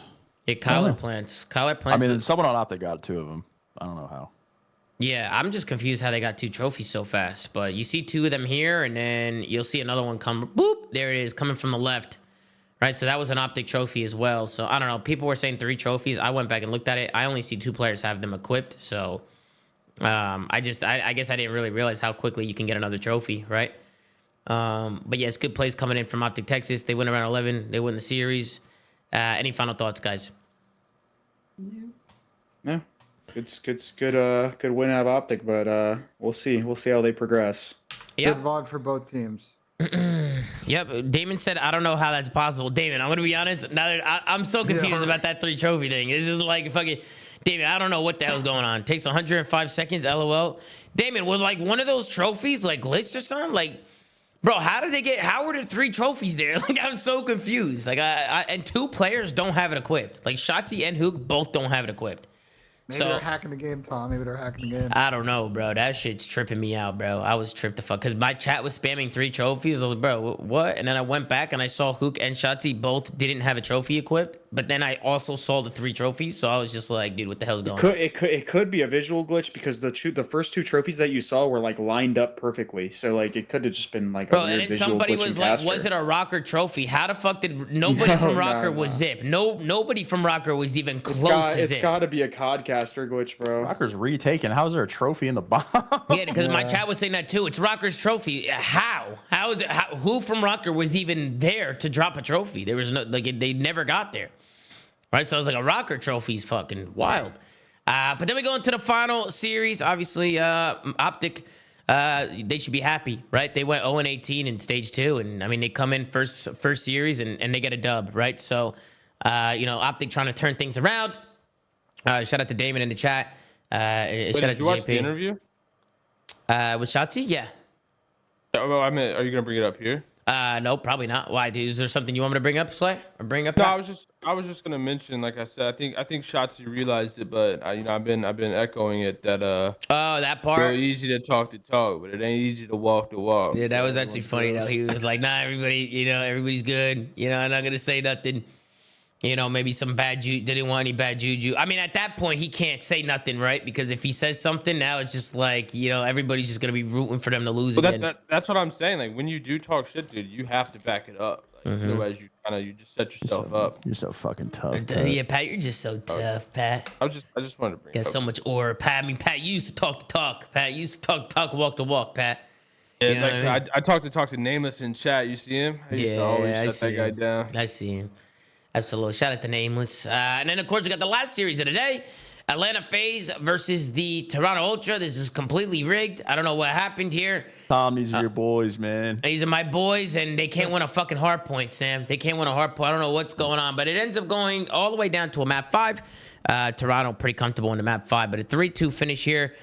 First map goes to Toronto, 250 to 193. Second map, round 11, Hacienda. Actually, it was a 4-1 comeback in that one. That arguably could have went to Toronto as well. So FaZe with a good comeback at map 2, and then they win the protocol control 3-2. FaZe go up 2-1. Then the next 2 maps go to Toronto, 250 to 206 in the Hacienda, and 6-3 in the protocol surge. We'll scroll down, take a look here at the match stats. We got a BZ with a 1.02, Celian with a 1.23, Drazo with a 1.08, and Simp with a 0.83. Feel like you don't see that a lot from Simp to Pimp. And then at the bottom, you got Beans with a 1.01. Kleenex with a 0.92 and Insight with a 0.96 and Jodeci's with a 1.01. He's been continuing to do his thing. I'd probably give match MVP to Jodeci's. Who would you guys give it to? I'd probably give it to Joe. Or Beans. That was everything last map. Yeah, Beans game 5 was insane. Yeah, Think you listened to Miniman right before? 100%. 100%. What did Beans tweet? Somebody said Beans tweet. What did he tweet? He tweeted something? Like someone trade me map 5 or some shit like that, I think. Oh, he's talking his shit. But we got a 1.07 from Joe and a hard point, a 0.8 in the search, and a 1.0 in the control. A good series from them. We'll start with you, Pat. We'll work our way down. What you guys think of the series? I mean, clearly FaZe could have won a hard point, but we'll start with you, Pat. What are your thoughts? Yeah, I mean, look, the 2025 World Champions are finally hitting form, Tom. That's all that matters to me. Slowly. Yeah, it's surprising. I was curious. I mean, I don't think it would have been super unfair, but was there like was there any complaints about the server in this one? Oh, I don't know. I I mean, was that's just probably joking. what I was kinda just was joking. it, bro. I have no idea. I have no idea what the problem was.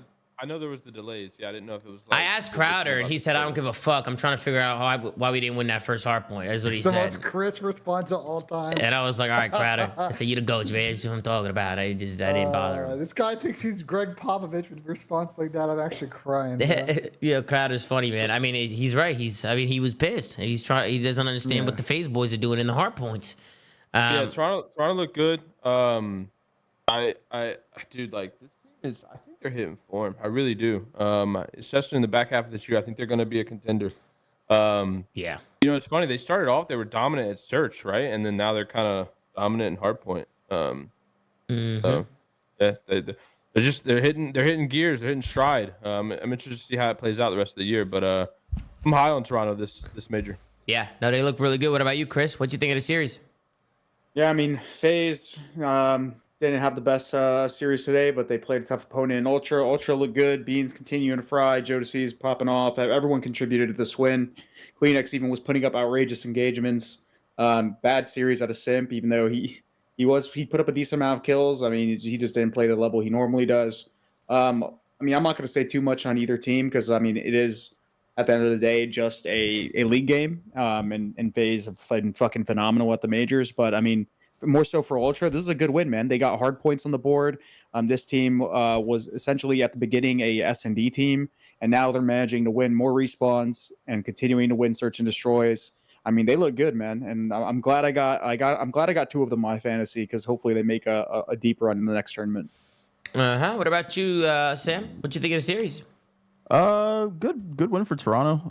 I think FaZe was testing some stuff with the Hasi, both Hasis. I know it's like in their map pool, their Hasi hardpoint, but I still don't think that's a great point for them in their hardpoint map pool specifically. So and including the vault as well.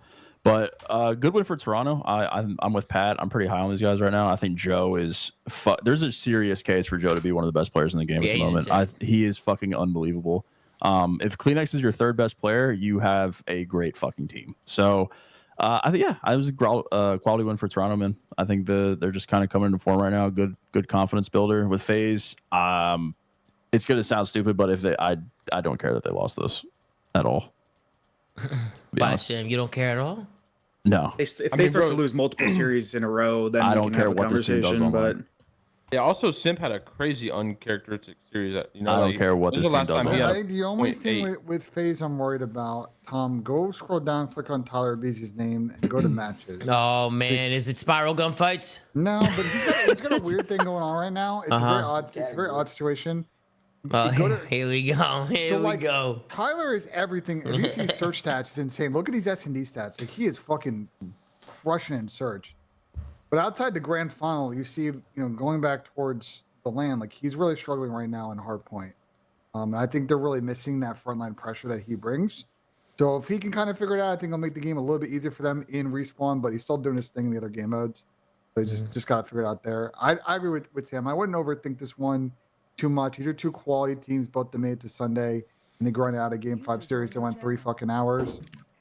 Wait, No. hold on. Tom, tell everyone what happened today. Tell everyone what the fuck happened. This is your fault, Tom. Oh, here this is we your go. Fucking, this is your fucking fault. Here with we your go. fucking stupid fucking picks every here fucking time. we go. You don't fucking care if we win or lose. Fuck you. What And fuck the flank. And fuck the flank. You piece of shit. Wait, what the fuck? Go eat your fucking fettuccine Alfredo, like I said earlier. What the Fucking fuck? piece of shit. Gotta be racially motivated. What the fuck? Gotta be racially motivated. Insane case on Crash. Nah, that's actually crazy, bro. That's actually, first of all, power play went through, unbelievable, absolutely. All right, that's what I'm talking about. I don't know what that guy's on drugs, or I don't know what that guy's saying. You know what I mean? Your power play went through on Thursday at the major, and they won a match, right? Exactly. Yeah, that guy. Yeah, so what the fuck is he talking about? I don't know what's going on with that guy. Before you leave the Tyler Beasley Shut up the page, case on though. y'all see his control KDs though? Yeah, I did see A that. 1.5, 1.5 point flag. Yeah. Yeah, Next match, I'm taking the under, bro. They had a phenomenal. They were 3-0ing or getting Look at the 3-0. pattern. Look at the pattern. Coming from. Yeah. I mean, Tyler Beasley. I mean, Listen, we've seen it, Tom, with this game. You see like Neptune and Hook. It's like when you're a frontline sub player, your left stick merchant is like getting those plays, making that pressure. A lot of stuff's going to come easy. I think Tyler's got to figure out his game. And to your point, Sam, like I think a lot of times, sometimes on Hasi, he's indecision group with some other indecision, usually from like either MC or Chris, is why I think they get in trouble a lot on those P2s. So it's time for them to clean up. The other thing, Tom, we haven't talked about it a lot on this show, but obviously, as you guys know, Vault S&D was removed, Skyline S&D was removed, which in particular for both of these teams is pretty interesting because both these teams are excellent at both those maps. They're not Skyline. Actually, yeah, right. Vault and Skyline, right? I'm fitted. Vault and Skyline. So both these teams got to figure out either Hasi S&D, the new map dealership, or Rewind in their map pool because otherwise they're going to start to run into issues with the depth there as they get towards the majors. yeah. There's food for thought, especially with these two squads. Yeah, any other thoughts? I don't have a lot of clips on the series. I just have a couple clips, a couple moments in both hard points. One of them was actually the P4s for FaZe, the P4 here on Vault. Again, this is an opportunity here for FaZe to bring this back. They're down by about 50 points here, about 45 points. And they get a clean rotation here. They get set up on a P4. You have MC who still pushed up at old. He was able to win one, and he quickly gets traded out. But I'm not too sure what happens next here because they end up getting broke here. And just to kind of see how it happens, Beans finds a big two-piece waltzing through the middle of the map. Make that 3 as he hits another one through Hill. And they just kind of collapse. So I don't know if that's just FaZe getting shit on or if they made a mistake here. What do you guys think? It's just FaZe getting shit on. And first guy gets picked, second guy goes for a trade, Beans shits on him, and then now they're fucked. Yeah, it was a good play from Beans because he waltzes out. He finds one. I mean, BC does go a little rogue there. He tries to, I think he tries to get pushed up there. Tries to get like in their face. You guys don't think that Tyler, even if MC pushed out, you don't think Tyler should play through Art and just be able to finesse and Balk? And they'll pick up the slides that they go right, like towards the hill. He could have reinforced Art. I think right now though, Ben, nobody has the cross. Well, they would have given up the cross. Yeah, but he needs to hold that for now. To do it, obviously, yeah. That's and then he gets shit timing. He gets shit timing. I would say if anything, he just shouldn't have put like at the situation at hand, like especially once MC dies. So right now he's holding the cross. He has to hold this cross here. He can't give the cross. Yeah, otherwise and then as soon as MC, he's playing this fight, right? As soon as MC dies, right, and Abizi sees this guy cross, I actually think Abizi should turn around and slide back and play tight. But Bro, he tries to get pushed up, and I mean he's getting pinched. He gets shot in the back, and he got shot from 2 guys there. He got shot from Insight and Beans, right? I was gonna say, you all, what's actually wild about the way these spawns work sometimes is like I said it in the Optic series with how like that whole piano spawn happened. Like there's for some reason, and I think it might be because Simp was peeking out the right side and like looking down the right side palms. Toronto, yeah, they're spawning like cat in mid instead of like spawning palm tree. So again, like them getting that spawn gives them a better option to take like routes and quicker routes, which it just enables them to get there first or get there faster and take advantage of Beans' 2-piece. Because if they get a deeper spawn and they're funneled, that 2-piece might not mean much, but the fact that they're spawning mid here makes that 2-piece everything. And Beans even gets there this quick to waltz out. Yeah, he gets there fast as fuck. Yeah, which is wild. But Chris wasn't there yet though when Beans spawned. No, I'm talking about the next time they spawn middle. So you'll see you'll see after Chris gets there, they'll start spawning. So after number 1 spawns, he's there now. They spawn. Doesn't he spawn palm here? I think they spawn. Yeah, he spawns number 4 spawns there, and then he dies, and now they spawn palm. You see what I'm saying? Yeah. But also, there's a deeper palm spawn. Like I don't know, there's like 4 different. I'm gonna be honest, I don't see it. I don't see it. It's when 4 spawns mid and then Simp dies. They spawn in 4 different spots. Yeah, but I'm saying when 4 spawned mid, like Chris wasn't looking at palm yet, was he? Oh wait, maybe he was. Oh no, he was. Yeah, he was. Yeah, he was looking at palm. Yeah, it's actually insane that like sometimes there's like 4 different spawns on this point, and even though the general area that the enemy is coming from, like FaZe is reading, the slight like differences in spawn is like a reason why they're able to take advantage of those kills. I don't know. It's just something weird or something crazy to look at. Yeah. Because you don't realize it in the moment. You're shaving like a second and a half off your timing. Bro, I'm telling you, the best strat on his P4, bro, is somebody get top art and just hold an off angle on the right cross, bro. It's literally unkillable. Yeah, literally the Abuza, bro. 100%. You can't do shit, bro. If he's just playing like far back in art, just like super head glitching, watching a cross, not exposing himself. Like, even if he's not getting kills, he's just tagging all these guys up trying to cross, and it's just like a clusterfuck, bro. You're just not giving him a freebie gunfight to advance. They just got to play so patient and try and kill you there. Like, if you want to be really toxic, if you push out front palm, you can actually just sit there and spawn them out like deep mid and funnel them even like further away from the hill. Yeah. You can do that too.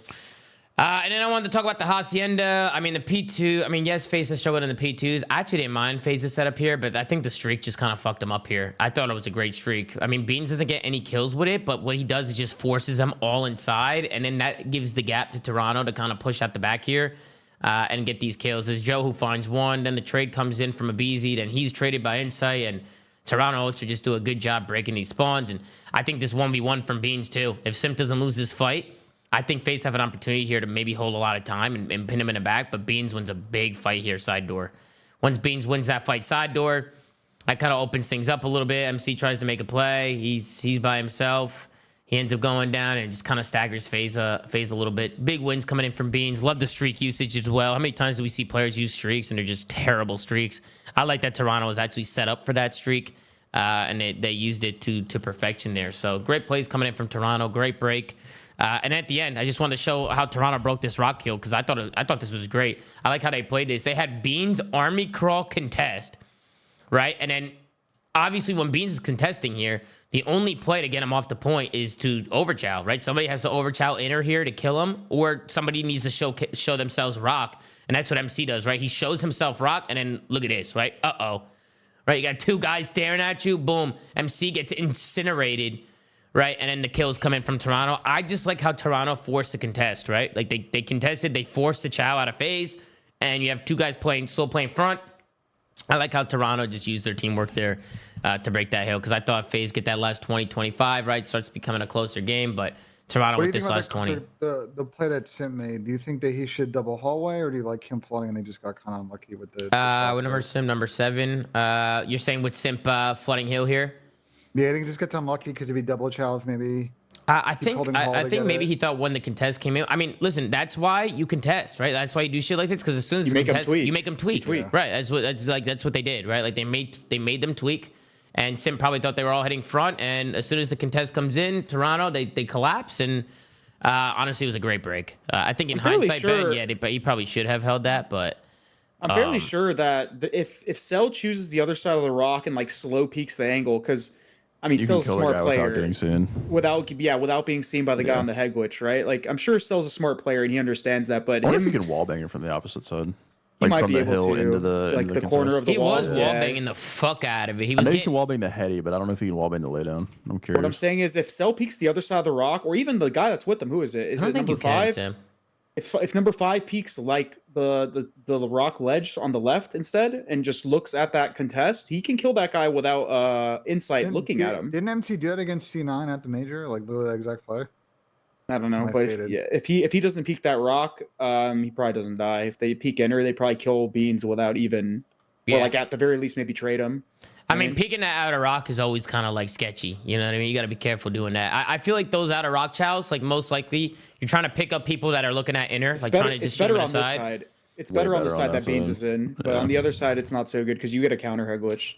Yeah, and then the last search, pretty clinical from Toronto. I didn't have much in that last S&D. Any final thoughts, guys, on Atlanta FaZe and Toronto Ultra in this one? Any final thoughts? Seems like Toronto's finally figuring it out, which is nice. Yeah. I was flaming the shit out of them for 2 majors. Yep, it's good to see Toronto competing. They're just in the same position a lot of good teams are, deep in your map pool. Obviously, you don't get 2 extra matches, just what to do it, and then go to the event, and hopefully they convert in winner or losers final this time around to make a final. I disagree with Sam's take, though. I think people should be worried about Atlanta FaZe. I think they should be worried that they're going back to back. Actually. The back. If you count WC. Yeah. I hold no value in FaZe online at all. Listen, you lose the first match, you can't go undefeated and then lose at the event. It was actually 200 IQ of them to lose this series, if you think about it. Still having a piece last time. No, it was 200 IQ for them to lose this. Get it out of the way early, man. Yeah, and get the losses out. But we'll take a look at tomorrow's matches. We got Vegas Falcons with another look tomorrow. They're going up against Miami, so I'm curious to see if they can actually compete, because Vancouver is a very strong team for Vegas to just come out first matchup, right? So we'll see if they can make things a little bit better against Miami. We have LAG versus Carolina. We got Cloud9 versus Optic, which is going to be a good one. And we got Toronto Ultra versus the Boston Breach, which if Boston Breach are playing at their peak there, I mean, I could see that being a good one as well. So we got some good matches tomorrow. I'll start things off. I got Miami against Vegas. I got Miami winning that one. I got Carolina winning against LAG. The LAG new team, I still think they're, the first match, it might be a little shaky. So I'm going to go Carolina in that one. But I am excited to see Fellow and Old Johnny in there, see what they can do. I also got Old Johnny in a fantasy, so I need him to kick up. And then we got Cloud9 versus Optic. I'm going to go with Optic in that one. I think Optic, after getting the win today, maybe they can ride a little bit of momentum. So, do we all have Optic, by the way, in today's match? Because I think Breaking Point had 2 Rocker, right? You said Breaking Point had 2 we're Rocker? tied, though, because they had 2 Toronto, but 2 Rocker, so we're tied. Yeah. So I'll go Optic against Cloud9, and I'm going to go Toronto Ultra versus the Boston Breach. Who do you got, Pat? Just run through them. Miami Ravens. Cloud9 Ultra. Yeah, I was thinking about going Cloud9 too. I don't know what to do with that series. Impressed enough by Optic today, bro. I don't know. I feel like they could lose another game 5. Like They're playing against a tough team for like being a new team because Cloud9 is really good at search, and that's like going to be like Optic's And I'm Optic's going to have to like alumni. learn that. Mm-hmm. Not alumni from fucking 2016. Same claim. 16 and 17, bro. 16 and 17. Check that out later on Iggs' stream, on Slay's stream. Yeah, we'll when be he gets breaking to it it. down. Whoa, guys. I'm still in 2014, okay? He's not there yet. Where we at, Pat? Where we Next at? stream, we're dropping Clay. Next stream, we're talking about dropping Clay. Big Are you moment. going live after the Big show? moment. I probably not. I gotta eat. We'll see. What about you, Chris? I'm going to go Heretics, Ravens, Cloud9, Ultra. Same. Okay. Same with you? Well, because you all got Cloud9. What about you, Ben? I will do the same, but I'm taking Optic over C9. All right. So That's gonna be a really good series. yeah, that should be a good one. I could see that being a ruler. All right, you heard the predictions here first. We got 4 matches tomorrow. I'm excited to get into it. Hopefully, no delays tomorrow, like we had today. There's a few delays. Was there any insight on the delay today? Like, do we know what happened at all? Probably some kind of. I'm issue assuming with server shit. pings and bullshit. Like, All right, Benjay, you know what to do. You know what to do, Benjay. Yes, it's sir. time. Lights on, camera, action. It's time for Benjay to hit the paw. When you got Benjay, you got golf. And when you got golf, you got stinky slippers. When you got stinky slippers, You missed the putt. you missed the putt. When you miss the putt, you lose channel points. And when you lose channel points, you lose cash. And when you lose cash, you lose power. And when you lose power, you lose your family. So you lose your family. What the fuck? No, it just always goes back to family, Pat. You just gotta. Buddy power and family, Pat. Money, power, and family. Tom, are you about to fly into the city and work on the family? Nah, not me. I did a 24-hour yesterday, Slay. I'm ready for bed. I'm ready to go to bed. I did a 24-hour yesterday, and then I went live again today. Hold on. Benjay! Nice and easy from Benjay. Damn, bro. A lot of people actually had you missing that one, too. So that's good work from you, Benjay. Yeah, that was the easy line. What were you going to say, Pat? What did you say? No, I was gonna say you're about to go to bed at 7 o'clock. Dude, yes, bro. It was server cheese I'm today old, for Toronto man. and Joe's chat. I'm old, Pat. You know what I mean? I'm old. It was server cheese, Sam. Is that what it Joe's was? bitching about servers. Okay. But Makes Joe sense. was bitching. Yeah, he's on stream right now talking about it. Ah, interesting. It was the server shit. All right, well, listen, that's going to do it for us, guys. Hope you guys enjoyed today's episode of The Flank. We will be back tomorrow. Another watch party, another show. Make sure to like, comment, and subscribe. If you're watching on YouTube, go to anchor.fm/TheFlank. Check out audio/Ron. Go follow @TheFlank on Twitter. Gersh doing a phenomenal job running socials. And, of course, ZooMaa.gg. We'll get a new merch drop for you guys. Guys, you should be receiving your merch. I see a lot of people already are getting it in the community. People are dropping their merch. So let us know what you think. I think you guys are really going to enjoy the quality on this one. So let me know what you guys think about it. And, yeah, we'll get a new merch drop for you guys out there maybe sometime during this stage. So ZooMaa.gg for the merch. Hope you guys like it. As always, take care. Brush your hair. And we'll see you guys tomorrow on another episode of The Flank, man. Take it easy. Appreciate it, guys. Ciao, ciao. So long.